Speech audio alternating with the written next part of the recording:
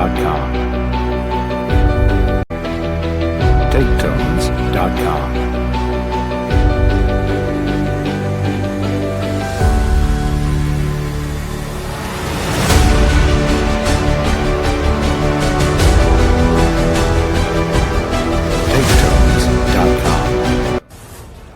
Haka ne,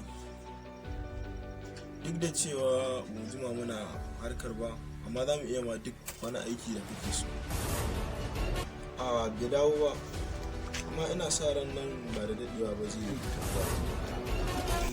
To shi kenan, sai na ji ka. Uban Daba an kammala aiki. A yayi kyau. A gwansi.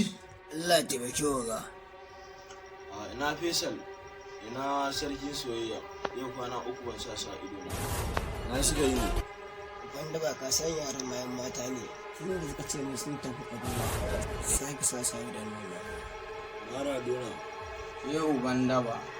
Ina buƙatar ka kira Faisal da sarkin soyayya. Su bar duk abin da suke su zo nan da awa 5.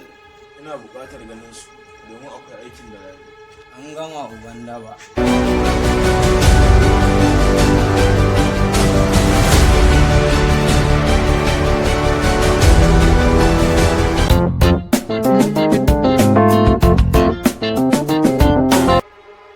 Ina jin kamar Maradona. Ga ya ce ku bar duk abin da kuke ku dawo jigawa akwai aikin da za mu. An gama Maradona. Yanzu nan za mu taho. Kamar ya mu tafi ina za mu je mu ne wai. Bandawa ne yake so ya gama nan da awa 5. Za mu iya tafiya a yi kawai normal ne.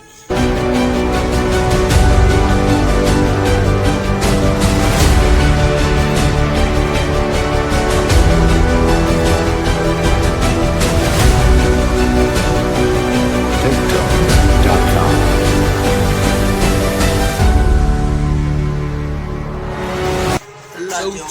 Cau. Allah taimaki Uban Daba. In kun rena wani wayo, awa nawa aka baku aka ce ku awa nawa kuka dora mana. Allah taimaki Uban Daba. Gosulo ne ya rike mu. Ba ta mun rai sai na hukunta ku. Wala zai ku kwaye wancan bulullukan ku dawo da sunan. An gama uga. An gama uga.